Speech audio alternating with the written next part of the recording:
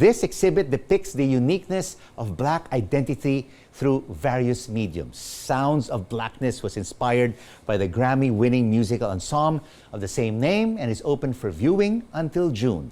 The Metropolitan Museum of Manila's Bambina Olivares joins us here in our studios while we bring in curator Larry Ossei-Mensah, joining us from New York. Thank you so much to you both for joining us on The Final Word. So Bambina, let me start off with you. Why did the Metropolitan Museum of Manila, or also fondly called the M, decide to stage this Sounds of Blackness exhibition? Well, it was brought to our attention through the collection of a local collector, Timothy Tan, who began maybe 4 years ago assembling a fantastic collection of first-rate art by international artists. And there was a large proportion of them that were from artists from the African diaspora, meaning African Americans, British Americans, Nigerians, Rwandans, South Africans, just fascinating, really, really first-rate art. So we thought, this has to be shown, here. And so then we tapped Larry to curate the exhibition for us. It was very important for us to get an authentic Black voice, obviously, because we were talking about the multiplicity of Black experiences and really how richly layered it is. And so Larry came in from New York. And Larry joins us now from New York as curator. Larry, what is the overall theme of this group exhibition? Who are the ensemble of artists from the African diaspora, and how were you able to merge the collection of a Filipino collector into this exhibition? So the goal of the exhibition was to give people a visual flavor of all the different creative approaches that artists from the African diaspora are utilizing through their practice. So whether that be painting, collage, sculpture, process-based works like Alteras Gumby, who's using glass and stones, or Von Span, who's using terry cloth to make paintings, or Nathaniel Mary Quinn, or Charles Gaines. We really wanted to showcase the breadth and depth of Black creative expression, and collaborating with Timothy Tan, in addition to other collectors from Southeast Asia.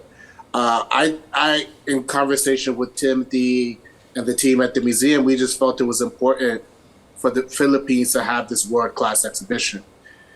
Because usually, like right here, you have Rashid Johnson, you have Hugh Hayden, Toyin Oji-Adetola.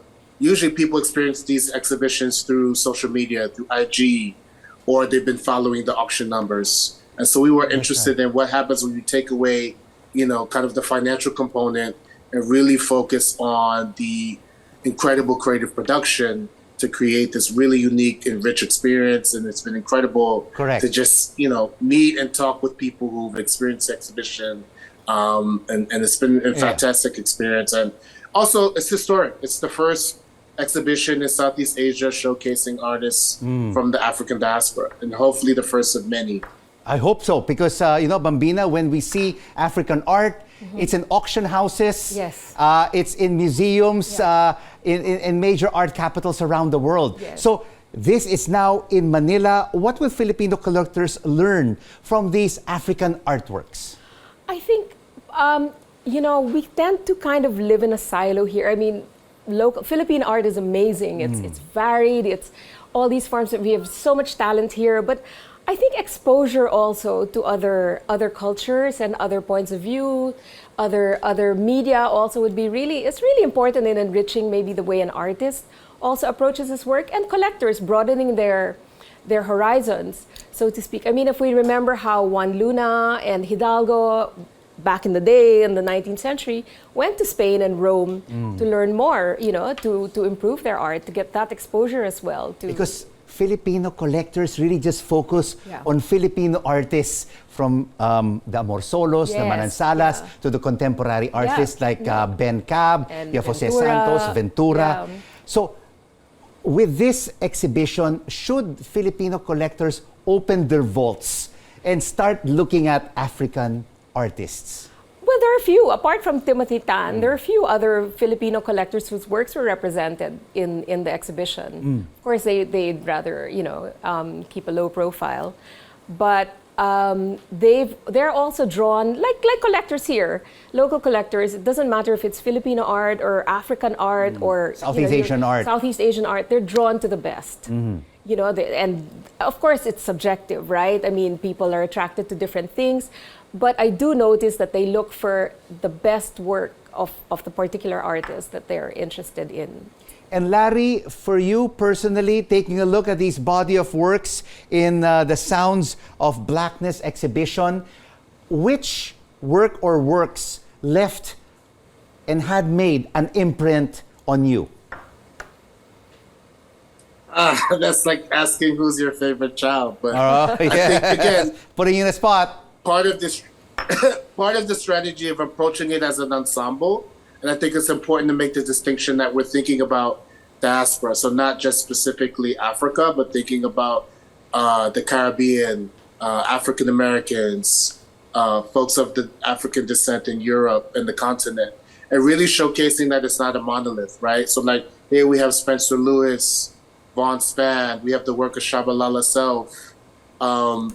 I mean, there's so many incredible artists, and like here you have Kim Dakers. So It was Larry, important to just kind of show the breadth and depth of skill, right? So you have sculpture, you have painting, you have collage, we even have Ufoma, who has a video work. so Larry, For me, I'd like it's to jump in exciting here. to just have the opportunity to kind of show these different strategies and approaches. And I think people are going to really enjoy the exhibition when they have an opportunity to experience it. Absolutely. And what is the current state of African art right now on the global stage? Well, I think in terms of when you're thinking about art coming from the diaspora, it's you know, last night there was I think an auction at Christie's in Hong Kong where our work, sold for a fair amount of money by an emerging artist. I think it's exciting. I think people are paying attention. But for me, again, as you already spoke to, most people are seeing it online, auction houses. And for me, it was important that, places like Manila, which is an international hub, has the opportunity to experience these kind of works. And so I think it's going to continue to grow, but I think it's important that people have an opportunity to experience these works in real life and not just kind of digitally. So my hope is that Sounds of Blackness is the first of many exhibitions in the region that will bring artists from the African diaspora there to not only be showcased, but to be in conversation with other artists in the region, inspire folks, inspire collectors. But then hopefully people see a sense of themselves when they look at these artworks and can respond and think about all the different ideas that artists are articulating. So through their Bambina, practice. let me get to you for a final question. After Sounds of Blackness, which runs until June, what is next for the M? We've got a fabulous exhibition coming up on Philippine abstraction called Elusive Edge, curated by Dr. Patrick Flores. And it's an amazing survey of basically the development of Philippine abstractionism, which in itself is a very distinct language. You can see all the way, you start from maybe the moderns.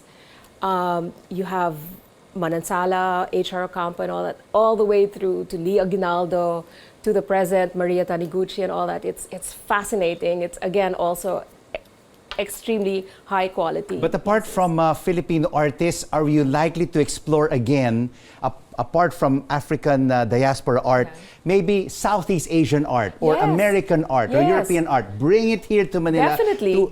For us Filipinos to widen our view. No, absolutely. I mean, on global art. That's, the Metropolitan Museum of Manila, the M, we're all about art for all. And it's for everyone, but also all kinds of art also that we bring to the public. So we are very open to. Thank you so much Thanks for so joining much. us And here we on the might Final need to take Word. you on a tour. Yes, I will visit the M very soon. Yes, thank Bambina you. Olivares of the Thank you. Metropolitan Museum of Manila, and joining us from New York, Larry Ossei-Mensah, the curator of Sounds of Blackness.